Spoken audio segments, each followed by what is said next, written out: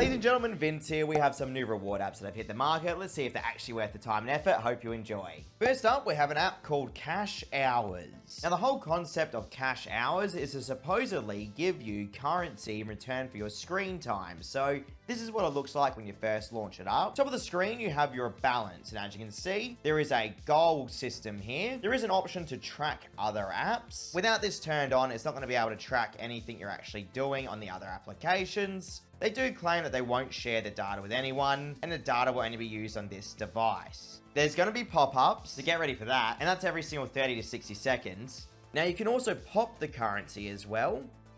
Underneath that, you have your actual little task-based system and minigame area. I'm sure you guys understand how this concept works. They have these little minigames where you can get the in-game currency. There's another pop-up. What I will say, though, is that the task area is pretty extensive, everyone. So they do have various ways that you can actually generate the in-game currency. In my opinion, the little minigame area is probably the best way to actually go about getting the currency. You can also times 2 the amount of currency you get when you do eventually land on something good. Of course, you have to watch an ad. So your balance is going to convert after 3 hours, everyone.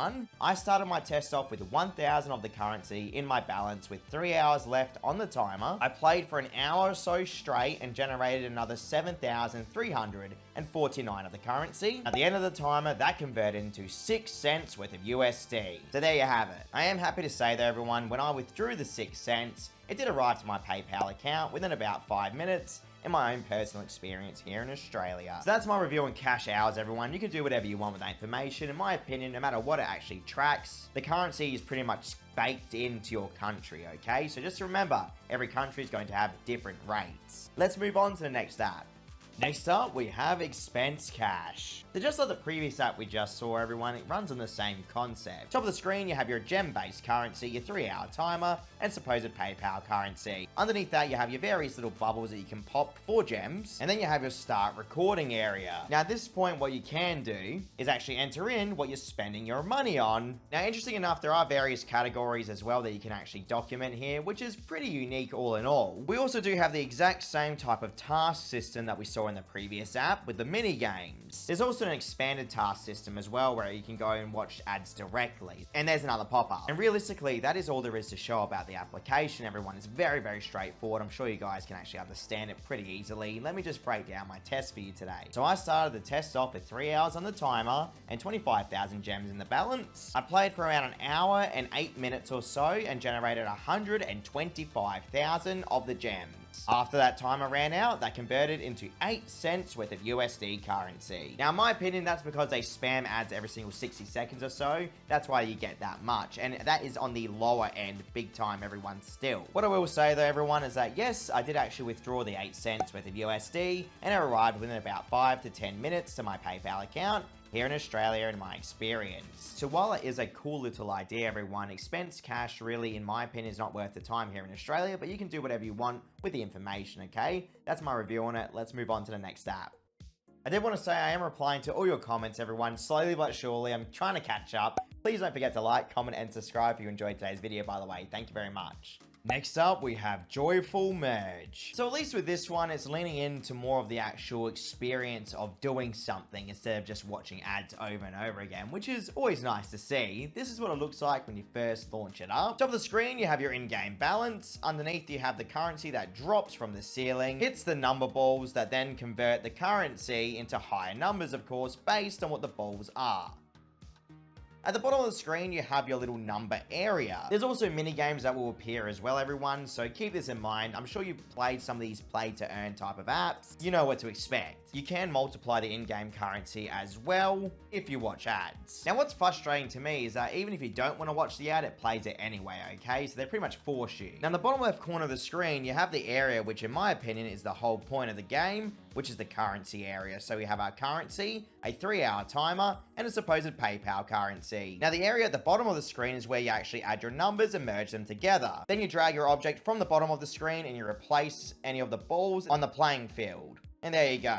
And that's really all there is to it, everyone, okay? You can imagine numbers just keep on going up and up. Now, to be fair, there are some boosts available as well. Again, though, you will have to watch the advertisements to actually activate any of these, okay? So keep that in mind. I think the biggest letdown of these type of apps, in my opinion, is the continuous interruptions. You can't actually play it properly without seeing an ad or having a minigame shoved down your throat, essentially. let me break down today's test. I played for an hour straight, everyone, and I managed to generate 6 cents worth of USD currency. I did withdraw the 6 cents, and yes, it did arrive within about 10 minutes. So we can really only hope at this point that these type of developers actually increase their rates in 2026. At least here in Australia, it's just really not acceptable for the time. But either way, that's my review of Joyful Merge. You do whatever you want with the information. Let's move on to the next app.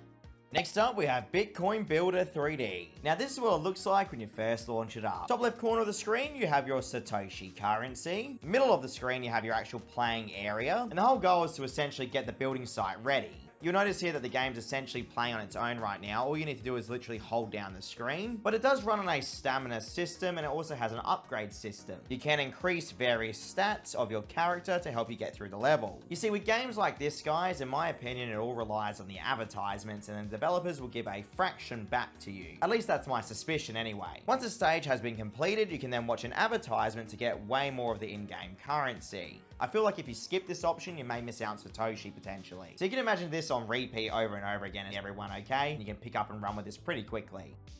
Let me just break down my test. I played for an hour straight, ladies and gentlemen, and I was only able to produce 10 Satoshi. And if you're wondering what that converted into, once I did withdraw it, that converted into not even 1 cent worth of USD currency, ladies and gentlemen. That was probably one of the worst paying apps I've seen in a very long time. And that's why I do these reviews, so that I can hopefully save you the time and effort, guys, okay? Because that was rough here in Australia. I will quickly mention, though, it was a Zebedee wallet withdrawal, so it was straight away, by the way, at least here in my country. Again, you can do whatever you want. Let's move on to the next app. So as a bonus for you all today, everyone, I want to talk about my experience with JustPlay recently. So this is what JustPlay looks like these days, everyone. They are making updates all the time here in Australia, which is always good to see. And the thing is, you'll notice here that I have a $6.86 balance, right? And they are also claiming that there's 2 times the payouts if you boost the coins when you play the game.